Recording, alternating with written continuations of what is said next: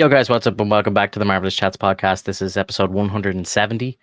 Tonight on the cast is myself, Finto, and Alex, aka Zaberwolf. We're going to be talking about the last 3 episodes of Ironheart and plenty of other nerdy news in between. If you're new to the channel, make sure you hit the subscribe button, and if you're watching us on a replay, leave us a comment below. Let us know what you think. Without further ado, here we go. Hello there. Hey, how's it going, man? I'm good, man. How are you? Not too bad, not too bad. Kind of fumbled in the intro a little bit there, but it's okay. I think it was all right. You're good. You're good. It happens. I'd love to pre-record it and just like play it at the same shit at the start. Although I have to like obviously introduce each episode differently, but it'd be nice to have just like a blank intro that I could just play. I don't know, man. I feel like we should start looking into maybe doing some like radio style, like welcome to the Marvelous Chat podcast. Yeah. Like, you know, I'd like to do some cool shit. Like, I don't know if you ever watched the Nerd Theory podcast, but they used to have this like cool intro at the start where like the two of them would like a cartoon version of them would pop on and they'd pop lightsabers and stuff, and it was just really cool. Like, I'd love to do like, see our background with the panels and stuff. I'd like to do like an animated intro where like the panels are like flickering or something, and then like our avatars pop in and like Marvelous Chats and whatever, and then we just kick in that way. I think that'd be really cool. Yeah. I'm still on the side though of doing radio. It's like tonight we have Fincho and the Wolf. We're going in. Yeah. You could get AI to do something like in like a 1920s radio voice or something like. On today's story. Yeah. Yo, BB. Well, yo, Griff. What's up, guys? Appreciate the lurks, BB. Thank you. I saw BB was in the pre-chat as well. So anyone who comes and hangs out in the pre-chat, really appreciate it. Anybody dropping a like on it, dropping a lurk, any of that stuff, we really appreciate it. Yeah, I do want to kind of do so. It's on the back burner at the moment. I've got a few things coming up that I want to spend my money on, but I will at some point drop a bit of cash into like animations and stuff for the channel. Like, I'd love to get an artist in who could do some transitions and intros and outros and stuff like that, just to kind of make the YouTube videos pop and stuff like that. I think it'd be really cool. So yeah, we have 3 episodes of Ironheart. I watched all 3 of them today. I also went to see the F1 movie at the weekend. I want to maybe just talk about that for a few minutes. We had The Bear season 4 as well. I don't know if you got a chance to watch that. And I think there's a few other bits. Like, I think Rivals put out Marvel Rivals put out a trailer for season 3, which was fucking crazy looking. Looks really cool. So we have a lot to talk about. So let's just pop in. And again, if anyone in the chat wants to bring anything up, like, I'm sure the conversation can get steered in a different direction, but I think we have a couple of good things to talk about today anyway. So let's crack straight in. Ironheart episode 4, 5, 6. What did you think? Man, you know what? I kind of want to hear your opinion first, man. Okay. So overall, I think the show was kind of forgettable for the most part. It kind of felt like something that we like really didn't need to see until you get to like maybe the last episode. And obviously the last episode we get to see like the introduction of Mephisto finally, and that was really cool. And Sacha Baron Cohen was really good. Like, I thought he played the character really well, and it's mysterious and leaves me definitely wanting to see more of him. But like, if he wasn't in the show, Jesus, like 4 out of 10 or something. Like, it would just be like basic as fuck. There's some things that I kind of didn't mind. I liked the dude who played the Hood. I thought he was probably one of the best up until Sacha Baron Cohen showed up. I think he was probably the best character in it. Like, the actor himself he was kind of the best like, he kind of put on the best performance of the show. He's actually been in theater for Hamilton. So like he was one of the main people that was in Hamilton. So like he's been doing acting for quite a while, which like when I saw him too, I felt the same way. Yeah, you just get the vibe off him that he's a good actor, you know what I mean? Yeah. He really elevated the scenes that he was in. I wasn't a fan of his little clique or crew or whatever the fuck you want to call them. I thought they were all really like kind of bland and shit and boring and just edgy to be edgy, and like it did nothing for me, you know what I mean? None of them had any kind of soul or character whatsoever. The whole Natalie thing, it didn't annoy me as much as it seems to be annoying other people online. I'm seeing so many people like saying every time Natalie shows up, they want to get sick and all. Like, just can't stand her. And I'm like, she's not that bad. I was like, it's like she's a little annoying in parts, but you know what I mean. The two of them are kind of teenage girls, and that's the way teenage girls go on. Like, so I'm just like, yeah, whatever. Like, you know, it is what it is. Like, I'm not gonna shit on it because it's something like, you know, it's irrelevant to me. Like, you know, I don't really care. Um, I think I watched episode 4 on my lunch break today downstairs on the big screen, and I'm actually struggling to remember anything that happened really in episode 4. I think we had like the kind of introduction as to how he got the hood and stuff like that. That was kind of cool. But other than that, I don't really remember much of what happened. I do remember she broke up another suit, and I was just thinking to myself, like, oh my god, there's no way she's gonna build another suit, right? Like, there's no way she's gonna build another suit. Like, what? Like, she's just abandoned the suit and ran off. I'm like, this is like bizarre. Like, you know, she's gone from, you know, giving out that she has no money, right? Like, this has been kind of like her whole kind of fight in the show is like, you know, oh, Tony Stark wouldn't be Tony Stark if he wasn't a billionaire. And like, again, the internet's exploding over this. Like, they hate it. Like, you know, obviously Tony's like the smartest person in the universe. Of course, he would have been a billionaire with or without money, because that's how smart he is. And like, I see everyone putting up clips of like the Obadiah Stane, like, you know, Tony Stark built this in a cave with a box of scraps, and like, you know, everyone's kind of jumping on that bandwagon. And I think like some people are like, well, like, you know, Riri's created a suit, and that scene, he's not talking about the suit, he's talking about the arc reactor. So like, people are just kind of misremembering that one, and I think some people are like not understanding why what Tony did was so incredible in the cave. It wasn't the Mark 1 suit, it was the arc reactor that he created. He basically created an element in the fucking, like, in a cave with a box of scraps. Yeah, like the arc reactor was the thing already like established from the get-go. The new element that version of it or whatever.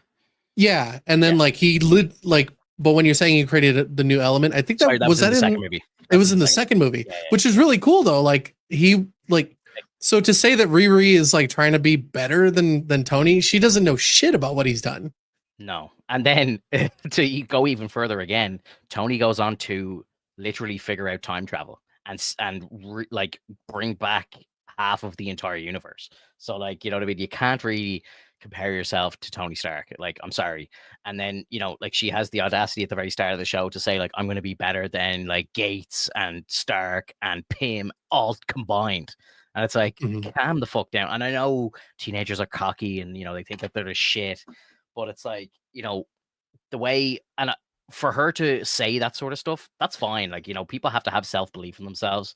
And like, you know, that's how people become like successful. You know what I mean? Like, you got to believe in yourself, number one. Like, you gotta blow smoke up your own ass first. Like, you know what I mean? Like, you got to believe that you're that good. And I understand that. But like, the way that the show was kind of pushing it was that she actually was smarter than all of these people put together. And that was just a bit ridiculous to me. You know, like, because, and like, you know, like, if she was more intelligent than these people, that's fine. That wouldn't bother me. But like, there's so many things that happened in the show that I just thought, and she's meant to be the smartest being on the earth here, and she's doing this stupid shit. Like, you know, like, that happened like multiple times while I was watching the show. I'm like, she's making some very fucking stupid mistakes here, and she's doing some very dumb things. And it's like, she's, you know, being portrayed as being this so fucking intelligent. And like, even like going back to the one of the, I think it's like the first or second episode where she does like the interview to get into the gang, and it's like, you know, disarm this bomb or you're gonna die, and she just rips a pole off the wall with like some superhuman strength. Like, she's like a 5'3" little skinny girl. Like, how is she like ripping metal poles off the fucking elevator? And then she like pries open the door and she's like, yeah, I'm not doing this shit. And then like, the first thing the hood says is like, I heard you were a genius. It's like, what? So like, shit like that just like really pissed me off. And you know, like, I don't know, like, it's just, she literally, you know, like, she's like, I could throw shade at Tony Stark, but I'm not gonna, because, you know, out of respect or whatever. And it's like, well, like, you know what I mean? You already like, talked shit. What are you talking about? And everything that she has is thanks to Stark anyway. Do you know what I mean? Like, she was in MIT on the Stark internship. Stark's funding created the first suit. Do you know what I mean? That she had, and then she went and robbed it. You know, like, so it's like, like, stop biting the hand that feeds you, basically. And then obviously she gets kicked out of college. That's fine, whatever. The suit gets reclaimed or whatever. Like, she loses the AI, and then she ends up like building a second suit in 6 hours or whatever the fuck it was. That was, ridiculous, but we'll let it slide, whatever. Yeah. Then that suit breaks. Obviously, like, she goes and creates all of the AI stuff, and I did like, again, like, I, like, how did you feel about like the suit that she made at the end? Like, she made it out of a car, man. I'm like, what the fuck? How? Like, Uh, I just thought it was a bit ridiculous that she got like a full blown suit just out of pieces from a car. I mean, it's not out of the question, but it looks like garbage, to be honest. Like, it's not really my favorite design. I think it could have been a lot cooler looking. I think it very much felt like Power Rangers Turbo. Like when you Yeah, had like those kind of suits. But like even then, like Power Rangers makes like skin tight suits. Those aren't like really in a mech kind of design. I yeah, don't know. It's hard to really compare it to anything in particular besides like maybe Tony's suit, but like it's a little bulkier than I would have expected it to be. I think it should have been something a bit more sleek, something more form fitting, something to kind of like showcase that yeah, she actually has the potential to make a suit similar to Tony's and does just as good as Tony. Um, but kind of that's kind of the thing. Like it's like how much do you want her to kind of base it off of Tony Stark stuff? But she clearly in the comics she has her own like design that's similar to Iron Man's. So yeah. like why not just make it look like Iron Man suit? Yeah, I don't know. And like, from drawings I've seen of her in the comics and stuff, like, she looks a lot more like the suit looks a lot more like fitted to her body, and she looks a lot more Yeah. petite. And when she's standing beside Iron Man, she probably like looks like a smaller sidekick, like, Batman and Robin kind of thing. So I don't know. Like, I wasn't really a fan of the design of the suits. The last suit looked ridiculous. I'll agree with you there. But not so much even the look of the suit, just how she made it, I thought was ridiculous as well. Like, like, it's like the But mom's like, "Oh, when I heard you were going back to the garage, I bought the car back." And it's like, here's your dad's old car. And she's like, "Oh yes, I have all the tech inside this car to build a suit." It's like, what? yeah. Like, no, Yes. What are no. you what are you talking about? Like, Tony Stark built yeah, a yeah, yeah, suit yeah, in a yeah. cave with a box of scraps. This is a full-on car that she Well, scrapped that she made into a suit. It's the not something out car, of the question. It's the Mark One design. suit, You the Mark One like suit it's was made out of like mass destruction weapons, like repurposed to make a suit, not a car. but Like, think it's about arm if but you. it's all it is, it's armor, to be honest. Like it's But it's armor padded, fitted to work. the point I'm making is it's not armor though. It's a car. It's a fender off a car. They get destroyed if they hit a wall. They crumble like a Coke can. Do you know what I mean? It's not bulletproof shit. It's not. There's nothing like, unless this magical car was made out of bulletproof material or something that we don't know about. Uh, or Maybe or that's why the she had car could have always kept her safe, because he's like, "Oh, this car will always keep you safe." Maybe it's a bulletproof car. Maybe we just didn't know. But I just thought it was I mean ridiculous. I'm like, okay, they're stripping car doors down, and she's gonna make a suit out of it. I was like, this is a bit fucking far fetched now. it also depends on the model of the car. If the car isn't old enough, it's going to be a fucking machine of a car. Yeah, it was like a Older old muscle car. vehicles have better frames. They have like solid frames. They're not like pieced together. They're Yeah. much more durable than the previous car. So like when she said that she was holding on to it, and because she was a kid at the time, like you can kind of base it on the fact that maybe she had a car that was like an old like 50s 60s car, like even 70s. Like I'm not sure how long it took before they started making frames that were less durable but just more pieced together. Hmm. But like that's essentially what I'm gauging from it. It's not like I don't care about the materials that were used to make it. All I care about is the design of it. It's garbage. It just Yeah. looks like shit. Like it still made it kind of look like a car, which was kind of stupid. Did her feet Like have it's just wheels? Was there like I little hope not. wheels? I think there was. I think there was like little wheels on her heels, so that she was like heeling around the place, kind of.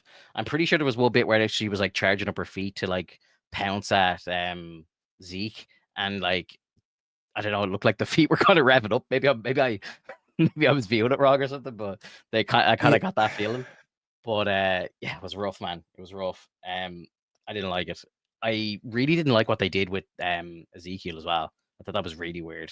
Like, he just kind of like it kind of felt so rushed that they just turned him into like a fucking like super soldier kind of fucking lab experiment. I was like, I don't know if I like fell asleep and missed a couple of minutes or something, but like it just kind of appeared as if he was on the table and just like started getting drilled into the skull. I was like, what the fuck are they doing to this guy? And then just like next minute he's got like electric powers and he's super strong and all this shit. And I'm like, what the fuck just happened? Like it was the most rushed thing I've ever seen in my life. Like, I was like, what are we watching here? Like it was just bizarre. I mean, he does become a bit of a cyborg in the comics, but like it's just done much more like effectively in terms Yeah, of, give us a build up. you know, yeah, Give us something. or at least give him a fucking suit. Anything, bro. Like it just he turned into a superhero, like in like or like a villain, obviously, but he turned like he had just at the click of a finger, is like in the space. I'd love to time it out. In the space of about like 2 minutes real time, he went from just being a normal dude to lying on the table, and the next minute he's got like electric powers. He's like Electro. Like I'm like, what the fuck is going on? I was like, this is bizarre. And like his like appearance was terrible as well. He just had these like like shit drawn on his face. It was meant to look like, cybernetics, but it looked like paint, like a body paint or something. It looked terrible. Yeah, this is what you get when you don't allow the design of these characters to be similar to what they are in the comics. Because when you look at him in the comics, like he pretty much looks like a cyborg, or he has kind of like the features of an Iron Man suit. So it kind of gives like this feeling of like, okay, it's Iron Man, like an Iron Man suit versus another Iron Man suit in the sense. Yeah. And in other cases, like there's going to be different iterations where it just looks like he's got armor pieces on him and he's like got cybernetic shit on, but that's fine. But yeah, like I agree with you. All they did was kind of shave his head and then just put a couple like circles on his side, and they're like, okay, that's tech. And he That's had fine. like his like fingers were like half painted to appear as if they had tech through them or something. Like it was like a botch, like cyberpunk job or something. Like it felt really cheap, And I'm sorry. While you're talking here, I'm just trying to find what the budget of the show was. I can't seem to find it here. Usually they're listed on IMDb, the budgets of the shows, but I can't seem to find it. But yeah, it felt fucking cheap, man. Felt really, really cheap. And Oh yeah. by the way, looking at the IMDb score here as well, 3.8. Jesus, I don't think it was that bad. I know there's a lot of hate. There's a lot of hate, like downvotes happening to it and all now, but there just wasn't enough to care like about anything that was going on. Like it just, yeah. Griffin the chat says, I'd love to know what happened to her original suit. Someone in Chicago had quite the conversation piece. see, Like, and that would have been a funny scene at the least. It's not one suit, two suits. Yeah, like she crashes the first suit in like episode 1, pieces of it going everywhere, military tech all over the streets of Chicago, like shit everywhere, and she just kind of picks up what she can and fucks off. Second suit gets destroyed at the end of like the 4th episode, and like she gets pulled out of it by Ezekiel and whatever after their first fight, and again she just leaves it, the whole suit this time, just leaves it there and fucks off. And it's like she's left like high tech, military grade weapons, the whole shebang, just on the streets. So yeah, there's some people that are going around scalpers and shit. They're having life changing shit happening to them. I saw someone make this a thing as well. Like she's like with the gang and doing all these crimes and becoming a criminal, and she's like becomes a murderer and everything to make money, right? So that she can build suits. And it's like the first suit that she has, if she really wanted money, she could probably just sell the first suit. You know what I mean? It'd be worth millions. Like it's an Iron Man suit, like it's an iron suit. She could probably sell that to the US military, to a different military or whatever, whoever the fuck she wants, like some private security thing. She could sell it for millions. And that would like literally give her money to just go and develop whatever else she wants. Because like in the show, she didn't make that much money. But in the show, she like took so many like kind of technological leaps. Like she went as far as creating her own version of Barf.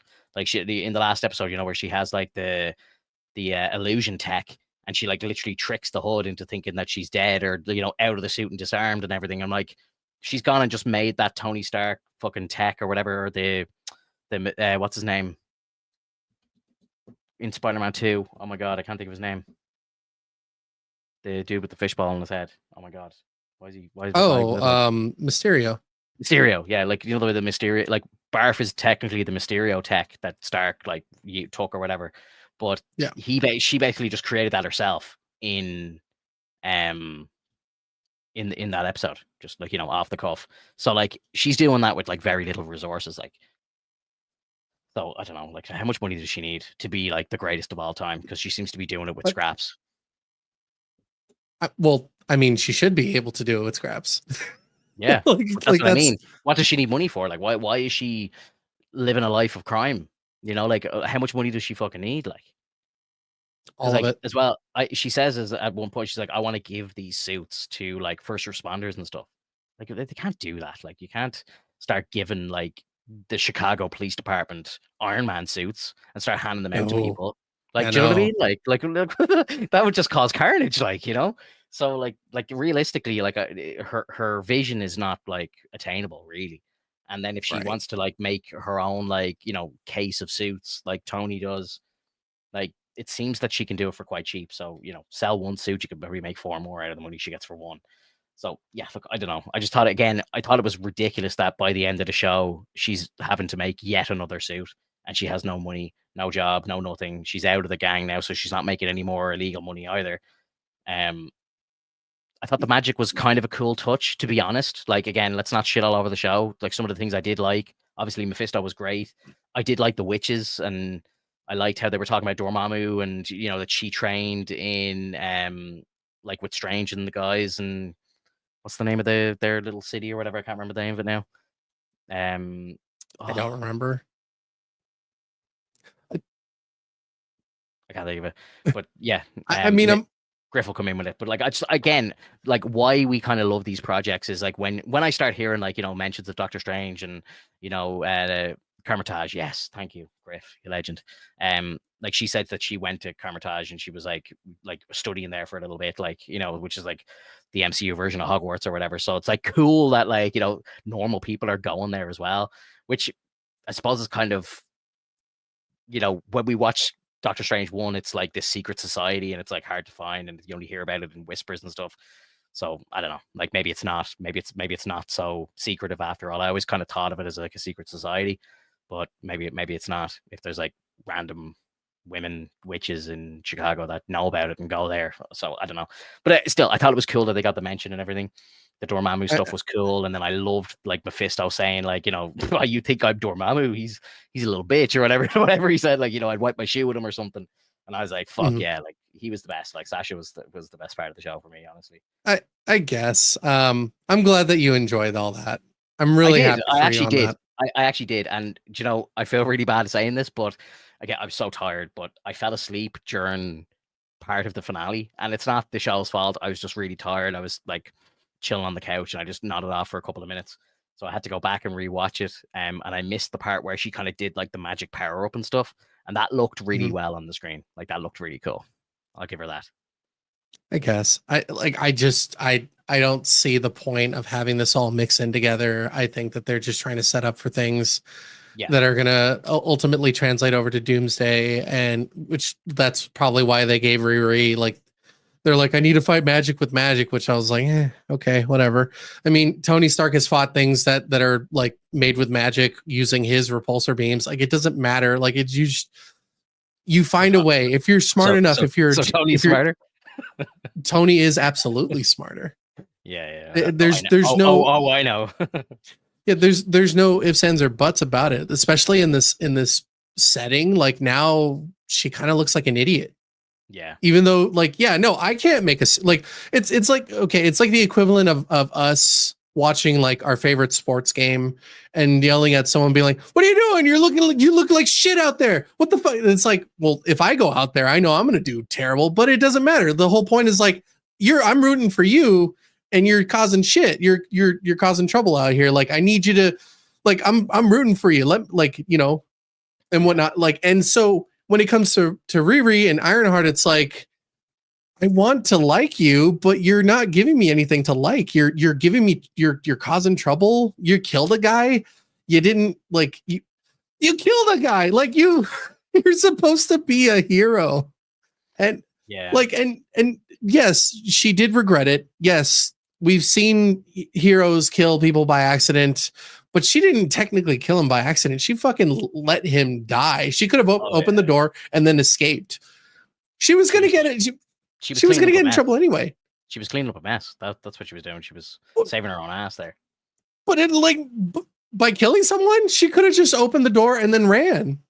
Yeah, but I think she wanted to stay in the gang, so it's like, I need to stay here, so this guy's got to go because he knows. So then she's a villain. Yeah, I agree. There's no right-minded. I'm with you. No right-minded hero goes, I want to stay in this horrible group because they give me money. It's like, no, that's a villain. Just he was trying to kill her. Self-defense. So in Spider-Man's defense, everybody's trying to kill him, but does he kill them? True. You don't attempt to kill them. You attempt to stop them. Yeah, you like beat the shit out of them so bad that like in the real world they be in a can't coma, get up. But you don't kill them. No, don't beat them into a coma. That's worse. No, don't turn them into a vegetable. Don't do any of that shit. You leave him intact. You beat him up. You knock him out. You don't put him in a coma. You just knock him out. Like, in the real world, if you were to hit someone in the head that hard, you could kill them like easily, or you could like make them brain dead or whatever. Like, I always kind of laugh because it's like, like when like Cap is going around beating the shit out of people, especially in like Civil War and stuff, where they're like beating the shit out of the German cops and stuff. And like you see Bucky like putting them through walls and shit. I'm like, that guy's paralyzed. That guy's dead. That's guy. It's just so funny. Because Bucky doesn't give a shit. Bucky's an anti-hero. Cap's hit them with the shield like to try and knock guys out. And it's like that guy will be dead. Cap's holding back, and you fucking know it, dude. Cap's always holding back. Cap's holding back. Spider-Man's holding back. The only person that doesn't hold back is Hulk because he doesn't know how to. Yeah, he's holding back now. He can't even stop a Jeep in the MCU at the moment. So fucking grueling. Let's not talk about that. Yeah, no, I don't want to talk about it. Yeah, like the whole magic thing, like deleting the AI as well. And I can't remember, did she get the AI back in the end, or is that like did the show end with her like trying she accepted the gift from Mephisto to basically go back in time and get Natalie. Yeah, so by the end of the show, has she sold her soul basically to get Natalie back? Yes, she is evil. Yeah. She's absolutely fucking batshit evil. What do you think happens next? Nothing. They're not going to go forward with this lady. I think, as you say, I think this is like a stepping stone to something else. I think maybe there'll be like a different project somewhere else where Mephisto will show up. I think this show, I think the only thing that comes out of this show is more Mephisto. I think the rest of it is kind of, maybe we get like Riri showing up in Black Panther 3 with Shuri for a bit or something like that. Or, like if they do like a team up movie, maybe she shows up there as like a kind of tech person, or like just a team member of like a Young Avengers team or something like that. But yeah, like I think that anybody else, like any secondary character in the show, I would be very surprised if we ever saw them again. You know what the problem is with a lot of these younger actors / heroes that come out and about that they portray on the big screen, when they do these kinds of designs or stories for these younger actors / heroes, they do the usual trope of like, it's supposed to be like their rebound, or not their rebound, but like their basically downfall into a comeback, so that they realize that like, oh shit, like I need to be better. I need to like not think as if I'm hot shit. And I never got that with Riri. I never fucking got that. I never saw anything from Ironheart that said like, oh my God, I am forgiven and I forgive myself. And I it's just all, everybody's just like, oh no, you're fine, Riri. Everything's fine. We're going to take care of you. It's okay. And they're like, you just let people help you. And it's like, you're not letting her go down. Like, she needs to hit rock bottom, and she almost does, but everything just goes to shit. She should have been alone at the very end of this.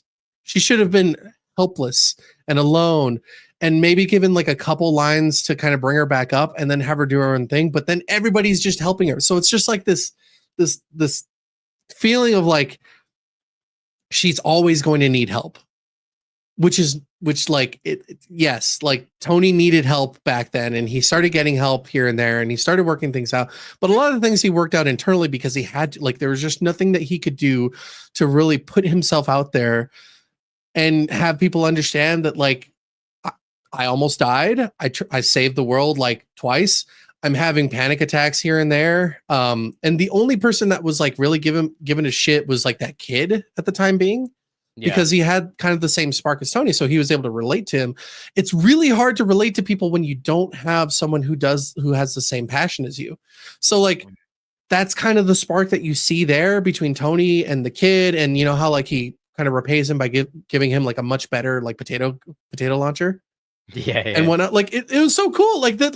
I like honestly, there's a lot of hate with Iron Man 3, and the only reason why I think it got a lot of hate is because of the fact that like they fucked up the Mandarin. They shouldn't have made it a joke, and I forgot what his name was. Something Killian, part of Ames. Basically, I can't remember his full name, but basically, like he called himself the Mandarin. Fine, but like I did like the extremist virus that they were trying to utilize. I think that would have been really cool if they had put a little bit more thought into like that whole situation. I think it's interesting that they gave Pepper like the virus, but they were able to kind of extract it and fix it. I think it would have been really cool if they had made it so that Tony extracts the virus and then tries to utilize it, and then like because that's what his brain would do. He'd be like, I know that this is a weapon. Yeah, but to protect people. Yeah. Are you good? Something fall from sorry. Yeah, no, my skylight made a noise there. It scared the shit out of me. Sorry. But, you know, I was good. But you know what I mean? Like it's those moments of like, you know, there's all these things that come together and then comes to the sudden realization that just about every hero has, which is, holy shit, I'm fucking up. I need to reassess and fix things. But it like she never ever Aldrich Killian, thank you. Riri never has that moment because everybody else is telling her what she should think. Mm-hmm. And it's so fucking infuriating.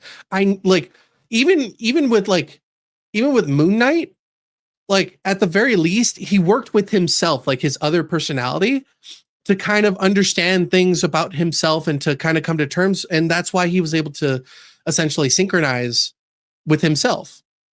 And the only one that he didn't synchronize with was Jake, which I mean, I felt like was a bit of a crutch. I think that they should have like really just had Jake as his own, like, or at least bring Jake out and be like, oh, okay, so there's a third entity, not make him like out to be this weird ass looking serial killer kind of situation. It's like, it was so weird. I'm on a ramble. But anyways, like it's the whole point is like Riri didn't have a good story because everything that she did was the exact opposite of what any sort of hero would do. Spider-Man, Peter Parker didn't like, he went to school, he was getting a job, he was getting the tech, he was learning his own thing. He was doing things with his own fucking scraps and like technology that he could in his own room. And yes, there were smaller bits of technology because he was also imbued with like this mutation with the spider. But like he still did what he could to prevent the need to be an asshole. And in the comics, he was an asshole at the beginning because he got those powers and then he went to do like a bunch of wrestling gigs and he called himself Spider-Man and whatnot. Yeah. Or like, but like, when he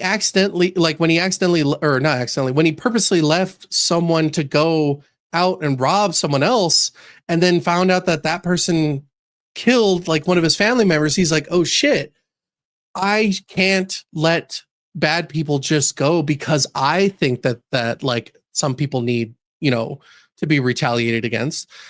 I have to be a good person. I have to be a responsible person. And like, again, it does nothing in Ironheart. Nothing. I felt nothing for Riri. I don't give a shit.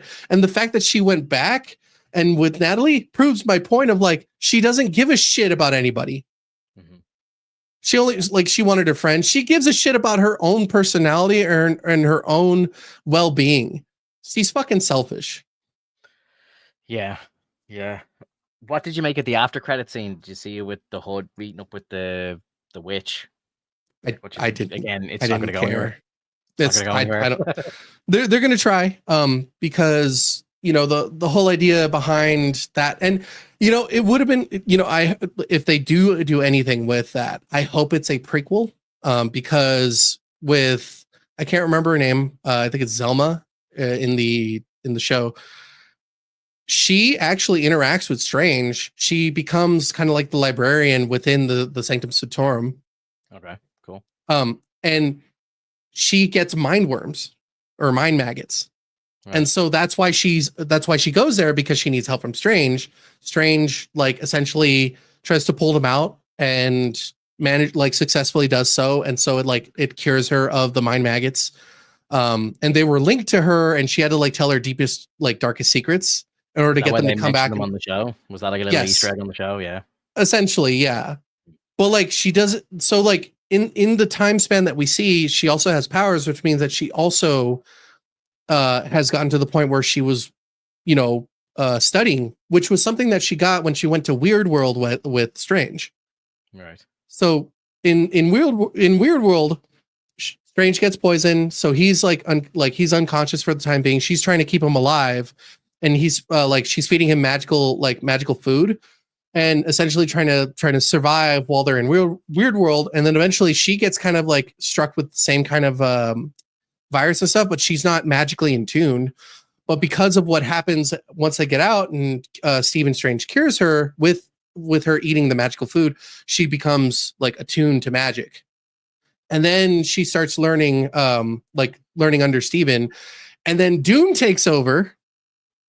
He supplants Doctor Strange and becomes the new Sorcerer Supreme. So he takes over the Academy, and then so she's under Doom. And although she's fuck, this kind of sucks to be under Doom, but at the same time, I kind of like the fact that we're learning shit. Yeah. So she's not bad, but she's just I'm learning shit. So she's she's important in the magic world, but to have her in here in the show randomly just felt weird. Yeah, it did feel like a bit of a strange mix of tech and magic, where a lot of this stuff probably would have fit better in the Agatha show, or in WandaVision or something, or in a Doctor Strange movie. It's just a bit strange that it's all here, but maybe it links into if they do, are they doing a Strange Academy project? I think it was meant to be a series, but I think, did I hear somewhere that they're thinking about potentially turning it into a movie now? Well, if that's the case, maybe that's why they introduced that lady, so that they can kind of set in the little bits. Mm-hmm. So that makes sense now that you mentioned that. I didn't know that. Yeah, I believe that. I believe it was meant to be a show, I think, on the big Disney whiteboard, when all things were probably hey, all these shows are going to be a gigantic success. They were let's do Strange Academy as a show, and let's do this and let's do that. And now I think half of those shows are getting axed or getting turned into movies instead. I think they were supposed to do a Nova project, the Nova Corps project, and I believe that would have been sick. I think that was. I think it's still going to happen, but I think it's going to be a movie now instead of a TV show. Cool. Yeah, probably better.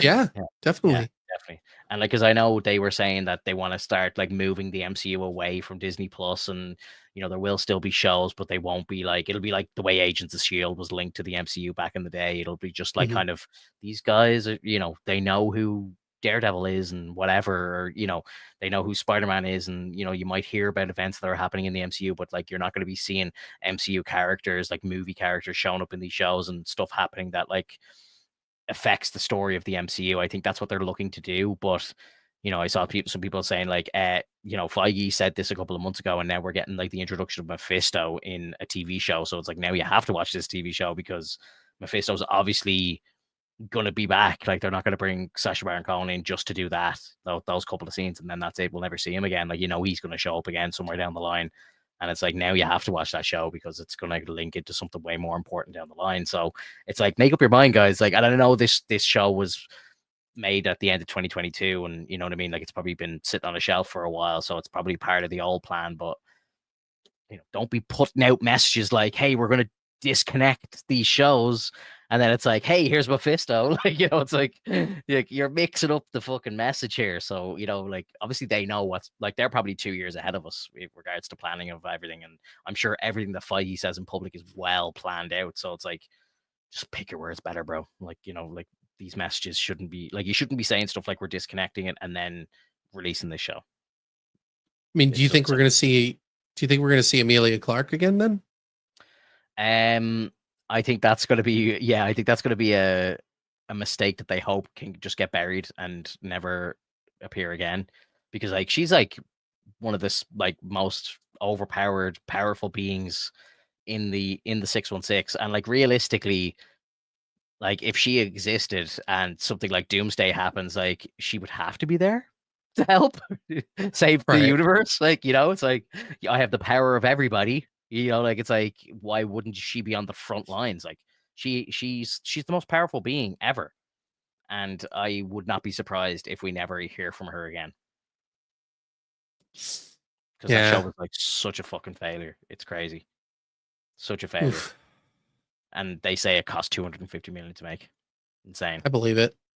I believe it. I don't believe it at all. I don't know where that 250 went. To Emilia Clarke and Samuel Jackson. No. And maybe a little bit to what's his name?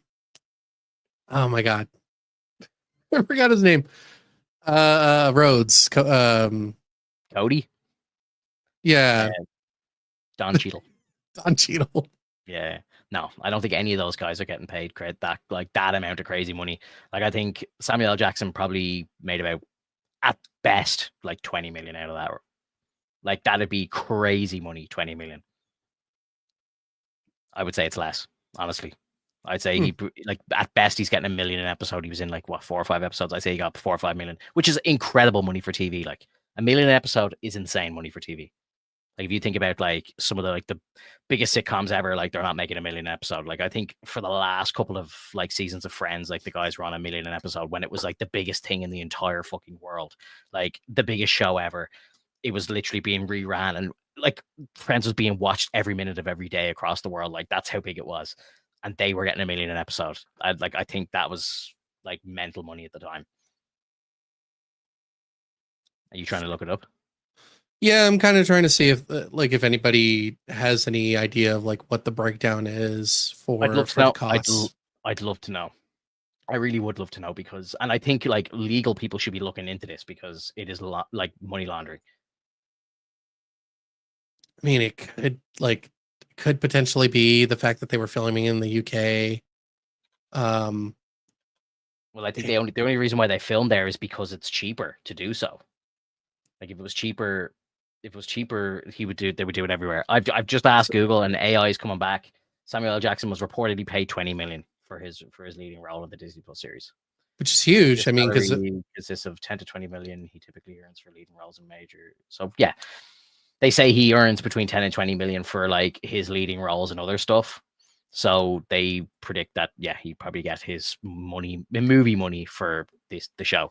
And again, that's fucking incredible money. 20 million is insane for like probably how much screen would you say he had? What, an hour and a half screen time in the entire thing? Maybe less. Like, he wasn't even in it that much, So like, how much did he really work? Like, for 20 million, bro? Like, that's life-changing money. And I think they had to do reshoots. So because they mostly, from what I understand, they also had to do it twice. Right. They had to set it up. Twice. So like, they probably lost money on the first round. It's kind of like Concord. They really were trying to set it up, and then they screwed up, and then they had to pay another amount to kind of keep it going forward. And then eventually, when it released, everyone was like, "This is garbage." So like, it really depends. Like, if there's reshoots, if everything is scrapped and redone, that puts a big damper. You don't go like, okay, we'll just ask for more money. Unless. Was the whole show redone? I don't remember hearing about that. From what I understand, it was. I know they did a lot of reshoots with like Falcon and the Winter Soldier and stuff. I don't remember them doing a ton of reshoots with Secret Invasion. You might be right though, but again, I still don't think it warrants the 250. Like, I think it's crazy, because I remember having this conversation on Twitter or somewhere I was in it stupidly bouncing around with a load of idiots in a thread talking about Captain America 4, and people were kind of trying to justify the budget. And because do you remember like Disney were saying like, oh, it only cost 180 million to make, and a lot of people were like, nah, no, no, no, like the budget had to be more than that. Like they did like 6 rounds of reshoots and everything, and some people were like, reshoots aren't they don't count in the budget. Reshoots are part of like insurance and stuff like that, and insurance companies pay the reshoots. So again, I'm not that clued into Hollywood, so I don't know how true that is. Maybe it is true, but apparently, from what I was being told, reshoots don't count in the actual budget because it's all covered under insurance because it's like an after the fact. And if that's true, then that's even worse. If that's true, because they're claiming this budget was 250, and that's without the cost of reshoots. And then they say Captain America 4 cost like 180 or something, and they did like 6 rounds of reshoots and like complete script rewrites, new fucking director hires, like the whole shebang. And you're telling me that was cheaper. It was cheaper to make that than it was to make Secret Invasion, which like took place in a couple of fucking warehouses in the UK. Come on, bro. Well, I'm not buying it. I mean, you could also think about it this way: like Oppenheimer was a huge budget, like to make, and from what I understand, RDJ took a pay cut just to make sure that it like kept going. Yeah, like to be honest, like I love RDJ, and I think like fair play to him. He's probably earned, and now especially that he's like he won an Oscar, right? Like last year, so he deserved, or did he win? He did win an Oscar last year, did he? For Oppenheimer, like best supporting actor or something. Maybe It wasn't Cillian Murphy. Oh no, Cillian well got, you said supporting. yeah, no, Cillian got the main like best actor, but I think he got a supporting Oscar. Maybe I'm misremembering that. But I know he got a ton of awards anyway. So like, look, I think he's an incredible actor. I just don't. I think the money that he's on is a bit ridiculous. It's kind of like professional footballers and stuff. Like I think it's disgraceful how much money they make. Like you look at like the likes of like Cristiano Ronaldo, he makes like something like you know $5,000 or $6,000 a second or some stupid shit. Like it's just like these guys make so much fucking money you can't spend it. And like RDJ's kind of hitting this like superstar level of like actor where he does like Spider-Man Homecoming, and for 8 minutes of screen time he's getting paid $15 million. Like it's like, come on, bro, this is crazy. And like like you see loads of memes like I understand why he got killed off in the MCU now, because like I think his wages for Infinity War and Endgame were like it was like 100 million or something, like which is just bananas.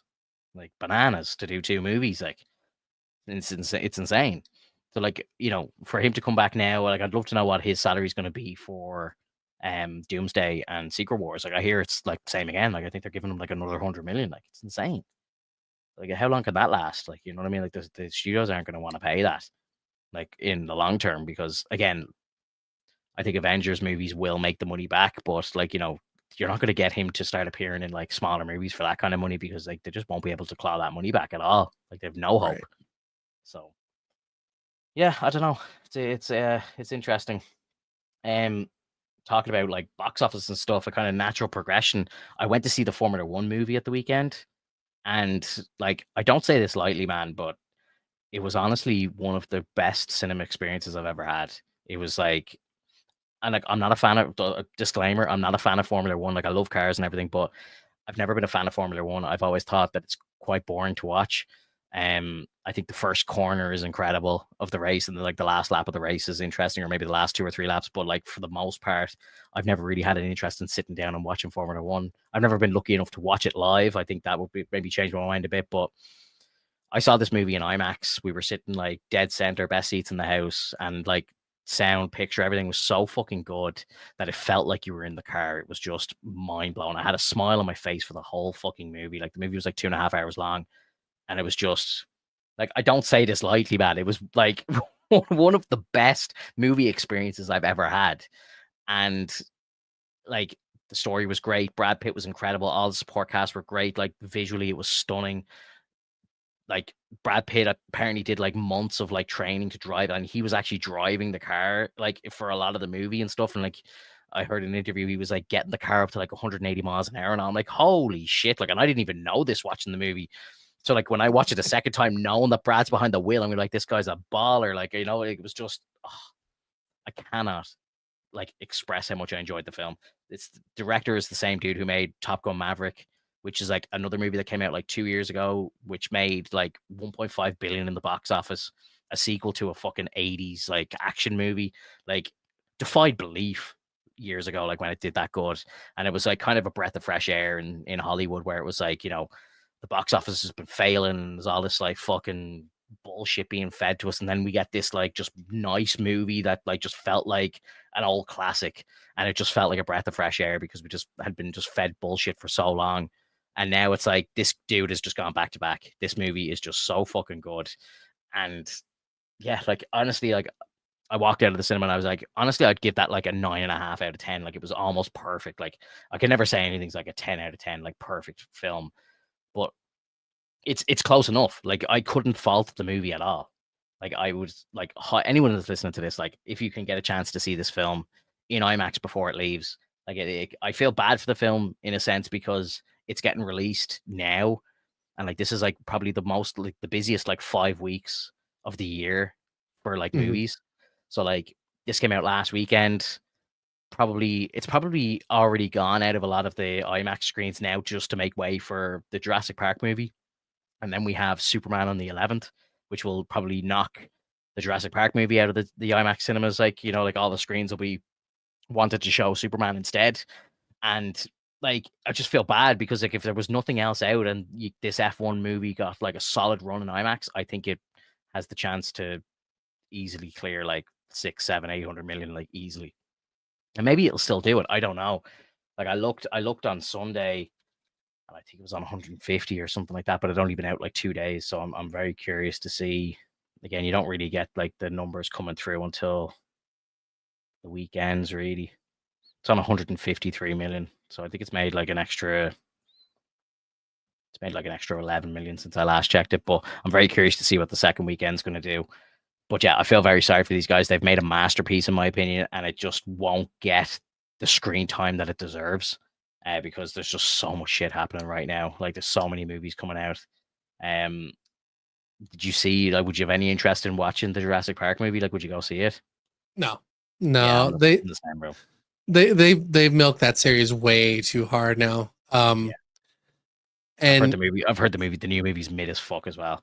I've heard it's pretty fucking very, very average. Like just like a complete retelling of like the original with like, slightly different story and like new skins, basically. Like it's just a rehash, like so much so. But yeah, I've heard it's very mid. I'll watch it when it gets released digitally. I'll watch it at home, but I'm not paying to go see it. There's too much shit going on at the moment. I'm going to see 28 Years Later tomorrow, which I hear is a bit of a rocky one as well. Like some people saying that they really liked it, some people saying that they didn't like it. I'll make my own mind up tomorrow, but um, I didn't. It's not an IMAX screen that I'm going to see that, so it's a lot cheaper. But I had F1 at the weekend. 28 Years Later, Superman, fucking Fantastic Four. It's a pretty busy month for the big screen, and it's getting so expensive now, as we always talk about. So I'd say I'll probably have $250 spent on going to the cinema by the end of the month. God, that's a lot. That's so It is, much, man. man. It is. But when I go and see something like F1, like I come out with a smile on my face and it's money well spent. It was an experience. Like, it Mhm. honestly was. Like I can't wait to watch it again. Like I think it's gonna be like Apple's most successful film ever. And I think it'll be released probably soon enough. Like I think the second it leaves the cinema, it'll probably go up on Apple TV, and I'll watch it straight away. Like I want to watch it again. Like Brad Pitt is just he's just world class, man. He's world class. He's so good in this film as well. Did you watch The Bear? Yeah, of course. What did you think of season 4? Really good. Really enjoyed it. Yeah, I thought it was fantastic. I think it really set up the environment a lot better than season 3 did. I think season 3 was good. season 3 But had some really big shoes to fill because season 2, like I think from the episode where Marcus goes to Copenhagen, from then on it's like world class. Like every episode is just sensational. And then like mhm, season 2 ends and then season 3 starts and it felt a bit like it felt a bit of like a downgrade to me at the time because 2 was just peak. Like it was so good. Like it just couldn't get any better. And now I think like with season 4, yeah, I agree with you. It felt better than season 3. I'm curious because I did go back and rewatch season 3 before I started the new season, and season 3 flowed a bit better for me on a bit of a more of a bingey rewatch. So I'll be Mhm. curious if I watch season 4 again if it'll be better. But I did only hear today that they just renewed for season 5, which I had a sigh of relief, man, because I don't know how you felt about the finale, but the finale for me, I was a little frustrated watching it because the episode is titled Goodbye, and the way that they were kind of pushing us along, I kind of thought this could be the end. Like this could really be the end of the show. Mhm. And I was just pissed, like watching them just standing out the back of the restaurant talking for the whole episode and just screaming at each other. Like, obviously we watch a lot of screaming in that show. That's fine. That's part of the charm of the show. But I really felt like get this conversation over with. Let me know where the restaurant's going. Like, are they going to get a star? Like I thought, when Nat gets the call, I thought, oh my god, they've got the star. I was like, this is going to be amazing. Like, it's going to just revitalize the whole place, and they're just going to kick it into overgear because everyone's just going to be like, holy shit, we're a Michelin star restaurant. Like, and then that would solve all the problems. I still think that's probably how it's going to end. Would be my guess. Um, but yeah, like I love all the characters. I love just the storytelling in it. I just love the carnage of it as well. It's such a great show. Really is. I love it.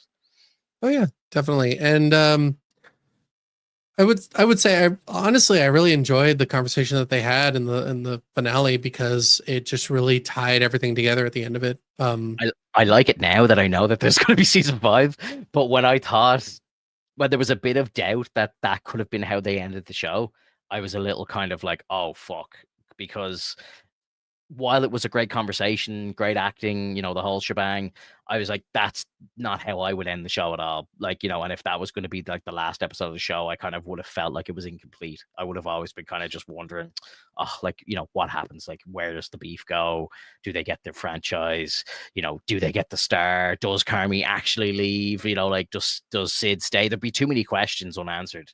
And that would kind of really annoy me because I feel like it's a show that I will go back and continuously rewatch over the years, even when it's done. It's one of those ones where, for me, it'll be one where like maybe every 2 years I'll just kickstart it and watch the whole thing in 2 weeks. Like like once I start it, I get addicted to it. I just have to keep watching the next one, next one, next one. So I feel like you could binge it very quickly. So like I'll probably be binging that show every 2 years. So, but what it would piss me off if I knew coming to the end of season 4 that here's all the unanswered questions again. So my well, prediction for the show is season 5 is going to start. Carmi's going to be in that mode where he's like, "Yeah, I'm leaving. I'm going to leave the restaurant to you, Sid." And then just as he's about to leave, I think they're going to get the star, and then it's going to just, oh my god, it worked. Everything worked. I am the best. Whatever. Like, and then it's going to like reignite the spark for him to want to keep going because I think he just feels like he's not in love with it right now, and I think maybe he's wants to fight to get back with Claire. But I think where the restaurant is now, he actually can go and have a life. It's not taking over his entire life, and I think that's the sweet balance that he doesn't realize that he's just hit. Because like you see him getting on the subway and he's like he's got all this free time and he goes over to Claire's house and all this stuff. Like whereas before he's in the fucking restaurant working on the menu till 4 o'clock in the morning, and then it's like he may as well not leave because he's opening at 6. And like it took over his entire life. And now that he's kind of calmed down a little bit and he's not, trying to be Billy Big Balls, like, new menu every day. Now it's like they can perfect it and then he can kind of step away a bit. Like, and that'd be probably the dream job as like him as like the master chef or whatever.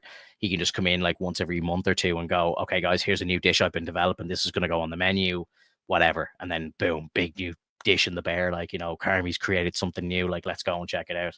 And I think what'll happen is they'll get the star and then they'll be booked out for 2 years straight or something crazy. And then that's like, then the show, you can end the show there because it's like, you know, there's that kind of safety in knowing that the restaurant's going to be good for a couple of years. And then, we get what's the dude who's running the beef? What's his name again? I don't The remember. black dude. I love him. I can't think of his fucking name. He's so good. I love him. The old guy. But you'll find out that he'll do what they're planning, and he'll probably get like 2 or 3 more beefs opened up, and the beef will just turn into this big, massive like Subway competitor or something like that. It's gonna be epic. Mhm. Yeah. Oh So man, it's so great. I just love them all so much. I love them all. so what phone call are you talking about, by the way? What? Which phone You call? said there was a phone call at the end of it. Oh, sorry, yeah. So do you know when Nat gets the call, and it was to do with the reviewer was calling, but it was about Marcus getting some like achievement or Yeah. something. So I thought that call was going to be from a reviewer to say that they had received a star. That was what I thought the call was going to be about. Yeah. No, and to be honest, the reason why they're renewing for a fifth season, and this is my personal opinion from what I understand from the show, they're far from a star. They're still on the cusp of like setting things right. They're kind of getting back. They're on the up and up, because the beef is helping them out, as well as like them turning things around, getting things more like put together. And so that's probably why they want to do a season 5, so that they can kind of show the uprising to the point where they will get the star. Yeah. Because having the star immediately at the start of season 5 would be like a kind of like a moot process. Like it'd be like, okay, well, they got the star, so what are we saying? Like just the coasting now? Or are we just saying like at the end of everything? Like, or but Well, I don't know if it will be a coast, because like, you know, you got to think like if it's announced, because again, Carmi's famous like in the culinary world, like he is like one of the greatest chefs in the world. So if it turns out that it's like, oh, he's opened a new restaurant in Chicago and they've just gotten a star, they're going to become like stupid busy. So what I would do is I would probably maybe not do it in episode 1, obviously, but I would do it probably early enough on in season 5 that they get the star, and then it's kind of how do they deal with the madness, and how do they expand, and you know, how do they just become like the restaurant that that he came from in season 2, where Richie goes to work. Like they are gonna have to like get to that level, because that was a star restaurant. You know what I mean? So yeah, I don't know. Like I think the way I thought it was going, like with the way that the story was going, was you know when they did the whole kind of showcase for the people with the snow and all, and the dude was there, and we don't know if he was 100% a reviewer, but it's like to be understood that he was a reviewer. So I thought that maybe he was from Michelin, like, and he was going to be like the guy who was going to call them up, and that's who I thought was calling. And I thought it was going to be like, yeah, look, you know, I saw everything you did. The food was great. I saw the extra service and the care, and you know, you put a fucking snow show on in the middle of the summer, and you know, that's star shit, like, you know. So that's where I thought it was going, but. yeah, I mean, I see your point. The other reason why I'm pushing back is because it's still too soon. Considering that they're losing and losing and losing and losing and losing, and it's like they're running out of money, so they have to kind of turn down and keep turning down and keep turning down until Carmi starts kind of like letting up and understanding that, like, okay, well, now I need to just accept what's happening currently and try to just let things go a little bit. And then he starts pushing for more of that. He's like, okay, well, let me let go of this. Let me let go of that. Let me allow this to happen. Let me, like, it's turning into this whole position of like, maybe the world right now in terms of culinary doesn't need me, and maybe I can take a step back and relax and just chill out. And honestly, like, even if they had ended in season 4 with the way it ended, like, it would have been cinema. Essentially, it would have been like, hands up, cinema. Because as we've seen before with previous shows like The Sopranos and Breaking Bad, and maybe a couple others, that fade to black gives you so many questions, so many unanswered questions. Did Walt die? Was he taken to jail? Is he still alive even? Like, you know, what's going on with Walt? What's going on here? You go to Sopranos. Did Tony die in the diner? Did, like, was the fade to black just nothing? Could it have been nothing? Could it have been like just the idea behind the screen going black being his final moments, looking up, and then the gunshot would happen, hit him right in the fucking head, kills him instantly, or kills him, like, shoot in the heart, kills instantly, and then that's the scene. Like, because there's so many different iterations. So when you think about it this way, you're left with so many questions. And with the way that the clock ends, like the moment it hits 0, we get to fade to black. So then we don't know what happens ultimately to the restaurant. It leaves questions, but it ultimately answers a few, which is like, Carmi's leaving. They're thinking about, you know, changing the partnership between Carmi and Sydney to just be Sydney and Richie and Nat. And I think Uncle is still part of it too, right? I think that's the whole point, is like the partnership, like kind of adding Sydney to the point, to the position of it, showing that Richie is also like changed and become like, he basically turned over a new leaf. Like he's no longer valued now. at this, the what? He's valued now. Like, you know what I mean? Like he's a value part of the restaurant. So the fact that he is like literally front of house now, and like so much so that he's in the partnership. I think it's Unk is 50%, and I think they split the other 50 between them. I think that's how that right. Works. Yeah. Well, but even then, like it's this whole point of like, he sees the value in understanding other people and trying to empathize or sympathize with them. That's why when you see the wedding scene, you see like that whole position of Frank like freaking his shit out, and he's like, I don't know what to do. You're a great guy. And it's like this whole iteration of like, this guy really cares about my daughter, and I really shouldn't think of him as someone who's trying to steal my kid, but at the same time, I need him to understand that he's a good guy, and that he's going to take care of my daughter, and he better take care of my daughter, because he even told him, he's like, every day, every time I have to drop off my child in front of your doorsteps, I hug her thinking that this is the last time I'll ever see her again. It's a huge moment, because he's never really had that moment with anybody like that, to kind of convey that feeling of like, you have to understand that I have feelings too, but I also know that like not everybody can be on the same high as me every now and then. Because he kept like putting himself up super high, because that's all he knew. When after a while he's like, oh shit, I just need to calm the fuck down. And so like you see that, and then you see like the kind of pseudo romance between him and the lady that like he met at the other restaurant before it closed down. Which I think is really, she's fantastic. I love the dynamic between them. We don't know if like they'll ever get together. We just know that like they kind of have a liking of each other. You see that you see that Fax, like the both Fact brothers are like trying to be better. They're both trying to like succeed in what they're doing. And like you see Fact actually, express, he's like, I just don't want to look like a dumbass in front of people. Like, and that's the first time he's ever said something like that. He didn't give a shit in the beginning, had no shits given. And now he cares. So like you see all these different dynamics, all these different changes. So when it comes to the end of the 4th season, whether like if it had stopped and ended on the 4th season and that was it for the series, I think I would have been happy with that. But because they're moving forward with the 5th season, now they have a reason to not have the Michelin star right away. Because if they get it right away, there's nothing left. I don't care if there's an epilogue. I would not care. I needed to reach the end of season 5, needs to reach Michelin star either at the last episode or the second to last episode. And then we get the back, like, then we get the epilogue of it. Then we get like the picture, we get the faces, we get to see who actually was there at the end of it. Because if it's like this whole situation of like, oh, we got the Michelin star, then we bring Carmy back in, I don't care.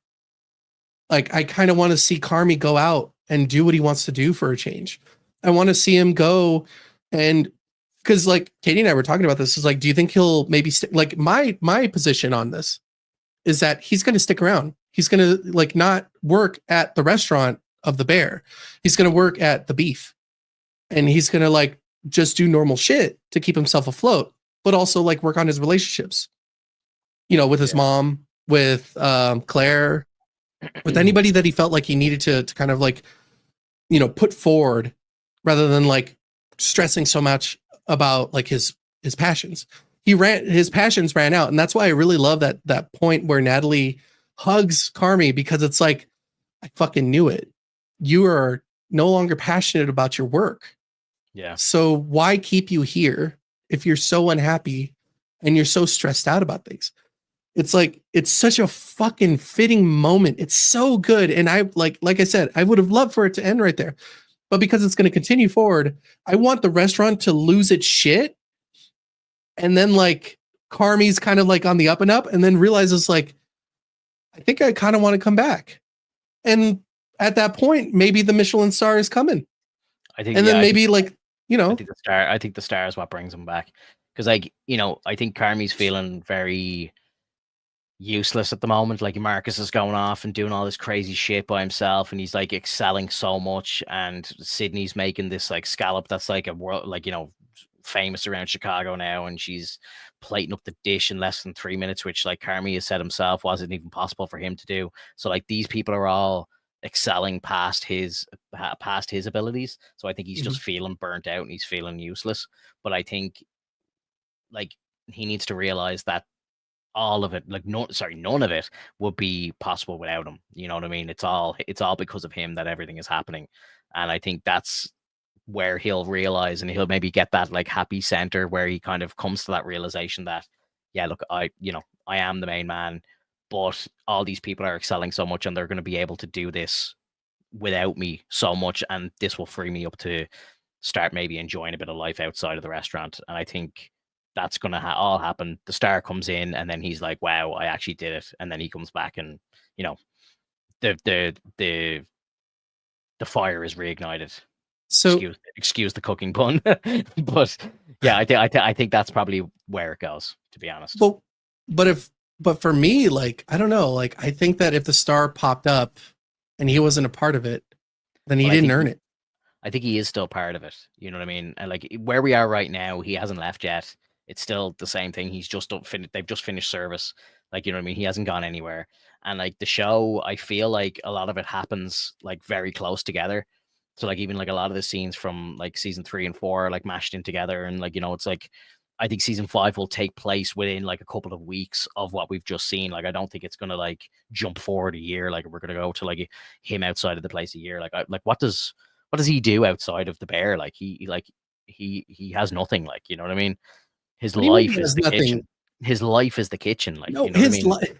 his life is his life. That's the point of the ending of season 4, is that Yeah, he needs to live his life now. yeah, He's his passion is run out because he is so stressed about everything, because he can't handle everything, because he yeah, needs to take a step back. And that's the whole point of him saying goodbye. Like, he needs to go. yeah, So for him to exactly. come back in, he's just going to stress himself the fuck out again. So, like, it Yeah, just doesn't, to me, it doesn't make sense to have him come back at all, unless he reignites that spark somehow. Unless people start talking him into maybe coming back. I don't think it's so much of him thinking that he's the shit. It's more so that he knows he's the shit, but he also knows that, like, he's too stressed out right now, and he's not thinking about, how much he loves the craft. He's thinking about how much he wants the star, which is horrible in his eyes once he realized that, like, after Natalie told him, it's like, it's okay if you don't love it anymore. But the whole point, what the whole point that I'm trying to get across is that, like, season 5 may be the point where he reignites that love, where he reignites that passion, comes back, and then all the while pushes forward with the team, becomes a better person, and then they get their star.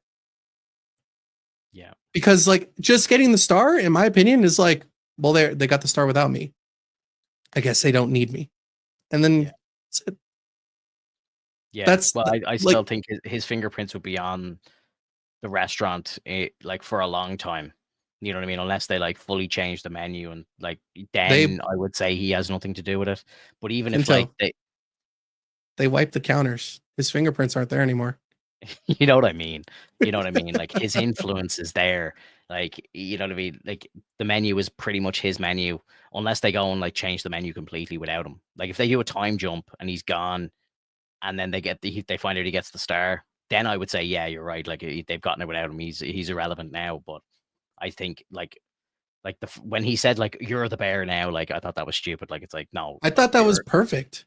I didn't like that at all. Like, she's not the Sydney bear. is the bear. Are you kidding me? Sydney is the No, bear. You have to he's the understand. bear. No, he's not. Yeah, he is. At what point during this entire season did you not think to yourself, holy shit, there's so many people there's these two big chefs that want Sydney right now. And Carmi knew that, like it's just, he knows that he's better than the other guy. But, like, to know that Sydney still wanted to stay within the area, she's like, it's like, you're like, fine, you can hold on to the restaurant because I know you'll drive it forward, because she does Well, it's the only reason everything why that she wants to stay is to work with Carmi, though. So Right. how's that gonna react? Like if it is, like, does she stay? Like, does she actually that's not what she wants. Like, she turns down the job from Shapiro because she wants to stay in the bear. She feels like she has her and Carmi as a partnership have unfinished business. Now it's like, you're leaving. What the fuck? And she's crying out the back. She can't believe it. Like, she's like, fuck. And now it's like, shit, we've ran out of time now. And now you're just bailing at the last second. Like, I can only imagine what, like, you know, I don't think she wants I don't think she wants to be the bear when But it's she like, accepted it. well, she's saying, "Oh, I need Richie. I need somebody." Like, she can't do it alone. And Right. yeah, I don't know. I don't know if anything, if it was up to her, she's obviously going to want Carmi back. So I don't Of think that she goes course. and runs it by herself. Like, She is absolutely is going to run it, not by herself. She's absolutely going to run it without Carmi. we'll see. Because that's the whole point. Is I have to go. You're the bear now. I'm no longer part of this.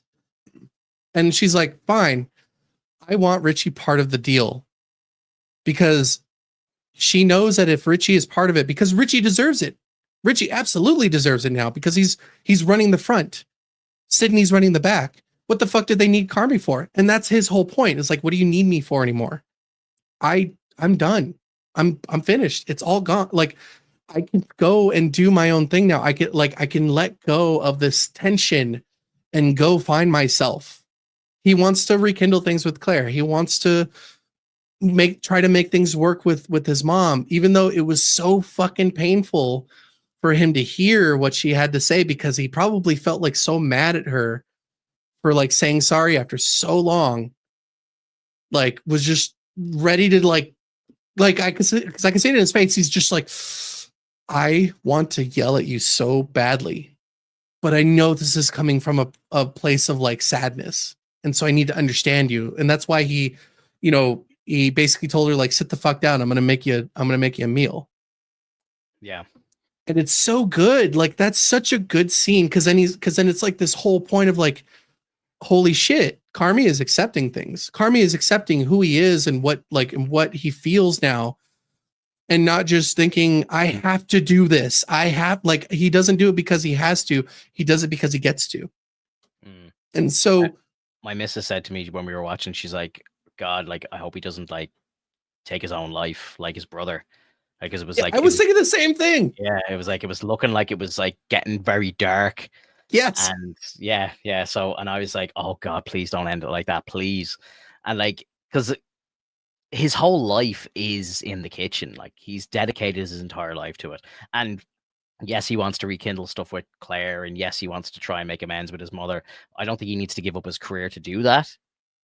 Just my opinion. We all need to work. We all need to pay bills. We all need to do shit. I know Claire, I think, is on track to become a surgeon or something. So, she'll probably be making good money, but like, we all know that they in America anyway, like those guys are in severe debt for probably the first 10 years of their careers. So like, realistically, like, and my head always goes to like real world shit. I'm thinking, like, if I'm Carmi, what am I doing on a Wednesday afternoon if I give up my career? Like, like, You go work at the beef. I don't know if like that's good enough for him. You know what I mean? Like, even like when he got the beef, he was straight away like, we're stripping everything. Why spaghetti on the menu? Fuck this. We're making, I'm gonna make the best sandwiches ever. And then it's like, we're gonna tear it down. I'm making a restaurant. Like, he can't sit still. He couldn't sit on that counter and just make sandwiches. I don't think that's in him. He's got too much of a beast inside of him that he wants to be the best all the time. But he doesn't love it anymore. That's the whole point of the ending, is he doesn't love it anymore. So if he goes to work at the beef, he doesn't have to love it. He just gets to make sandwiches. He just gets to do what they're already on track for doing, which is making the best sandwiches they can make in Chicago. I just don't think that's enough. It is enough right now. But you have like, Pinto, let him fucking grow, dude. You're not letting him grow. You're like, throw him back in the fucking kitchen. Fuck that guy. He needs to get the star. And like, I totally get that. I just know he won't do it. I just know he won't do it. But he is doing it. We've been following him for so long. Like, he just can't sit and just make sandwiches, bro. Like, he had that opportunity and he didn't even do it. But that's because he had the passion going forward, and then he realized that he was putting himself too far forward to the point where he was losing the love for it. So then he's pulling himself back so that he can so that more likely he's going to rekindle it. More likely he's going to come back, but we have to let him like figure that shit out on his own. We can but that's the problem, is that his friends and family are all going to be like, no, come the fuck back. It'll be fine. It'll be like, but he's like, I need to go. And that's the whole point. That's what happened at the beginning of the story, essentially, is that after like he had to leave his family and figure things out on his own. And then when he came back, like he still had the passion because he had all this knowledge and all the know-how, but then like eventually it just became too much, and he realized like, oh shit, I'm not doing this because I love it. I'm doing it because I was trained to fucking believe that I need to go forward like with this. And yeah, like that's kind of difficult for some people, but like if he's come to terms with it and he's letting things go and he's actually saying goodbye, like that's completely different than him going, I'm the fuck out. Like he's not angrily saying I'm out. He's like, I need to go, and I can entrust this with you, Sydney. And Sydney's like, I can't do this without you, motherfucker. And then he's like, yes, you can. You're the bear now. Like, I'm no longer the bear. You're the bear. You handle shit. And then she's like, I'm not doing this. Give me Richie. Richie deserves to also be part of this then. And Richie's like, fuck yeah, let's do it. I can help you. I could totally like, cause she was like, as long as you're a partner, I'm staying the fuck in. And he's like, I'm in. And so like, it gives him a chance to break out like he did before, so that he can rekindle his shit. And maybe he doesn't. That's the whole point. That's the whole point of this next season, in my opinion. Like maybe he doesn't. Maybe he just lets it go forward. But I know that in terms of like what you think, in terms of probably what the majority of the audience will think, we need Carmi back. And I totally can agree with that. But I'm also happy for him if he's happy. Yeah, I just I don't see him staying away for long, or he'll just start doing something like another challenge, like, you know what I mean? Like it's going to be like I don't see him like retiring and sitting at home doing nothing. Like that's not what I'm saying. He'll end up taking his own life if he does that. Like honestly, like because I think he'll just be in a spiraling depression if that's the case. Because that's not the type of person that he is. I get what you're saying, but there's more to life than just like this situation. Like let me reiterate, if we were both in this situation and we both had the mentality that you're thinking, we'd both be killing ourselves, still working right now past the hour and not talking on this podcast. Yeah. It's too much. You are going to burn out. You're going to like literally kill yourself emotionally from everything. You'll segregate yourself from your girlfriend. Your kids will wonder what the fuck is wrong with you. Like it turns into a turmoil. And so this point being like, I need to break away. I need to separate because I need to live life and no longer like be part of this whole craziness that I just established. Yes, it's fucked up that he's leaving, but he's aware of that, but he knows that Sydney can handle it. So let him. But I'm not saying he's retiring like for like full on. I'm saying he's just like, okay, I am saying he's retiring because he did say he was going to basically break away, but that doesn't mean that he stops working. It just means that he stops doing this and starts working on that. And you don't know, like Luca came back. Luca wasn't doing shit. And so now he's a stodge. He's there. He's just working. Yeah.